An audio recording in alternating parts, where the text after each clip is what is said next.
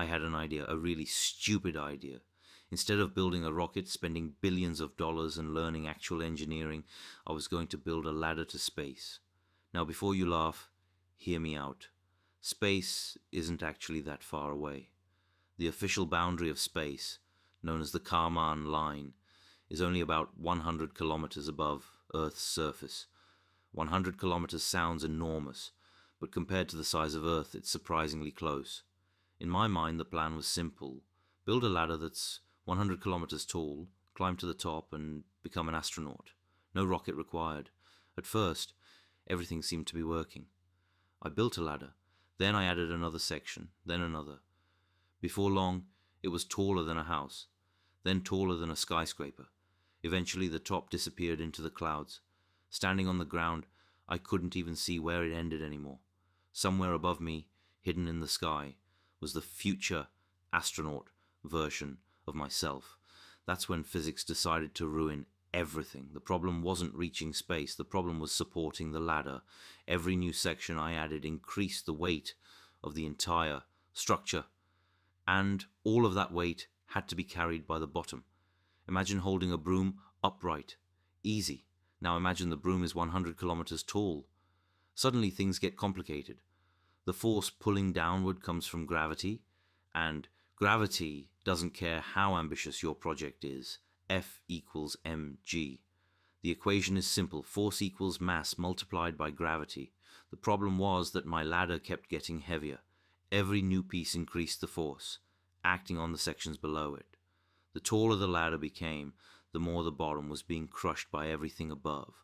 So I upgraded the materials. Aluminum became steel. Steel became titanium. I started searching for anything stronger. Surely the solution was just better engineering. It wasn't, because stronger materials are often heavier, and heavier materials create more weight, which creates more force, which requires even stronger materials. It was a vicious cycle.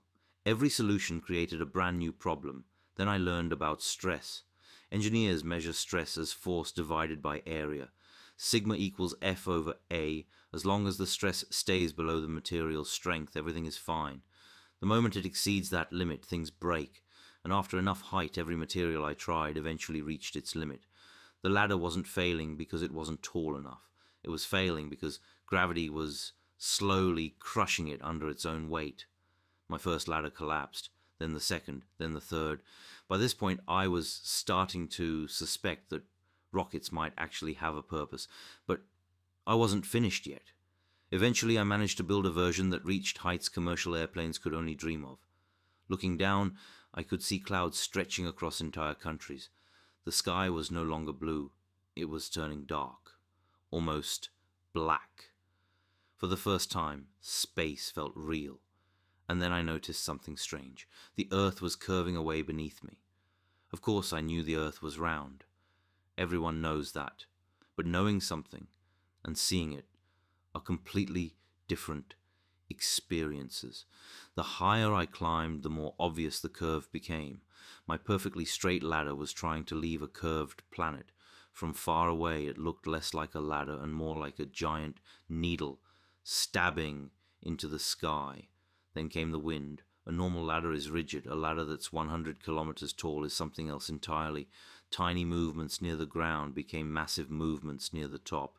The entire structure began swaying, at first by centimeters, then meters, then hundreds of meters. Imagine standing on the world's tallest structure while it swings back and forth through the atmosphere.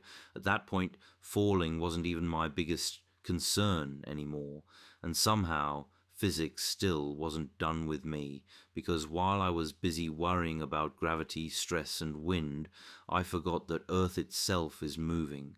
Right now, even though it feels like you're standing still, you're rotating with the planet. Near the equator, that speed reaches around 1,670 kilometers per hour. The higher my ladder reached, the more those effects started to matter. I wasn't building on solid ground anymore. I was building on a giant spinning sphere flying through space. At that point, I finally accepted defeat. I was not getting to space on a ladder. But while researching why, I stumbled across something fascinating. Engineers had already imagined a solution.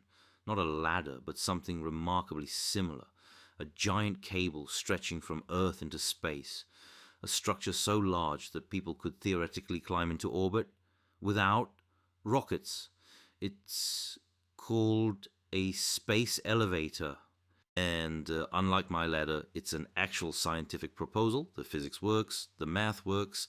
The only thing missing is a material strong enough to build it.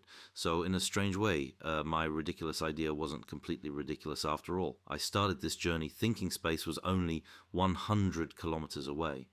What I discovered was that the distance was never the problem. The real challenge was everything between the ground and the destination: gravity, materials, wind, rotation, physics itself. And honestly, after all that, strapping myself to a giant controlled explosion suddenly seems like the safer option.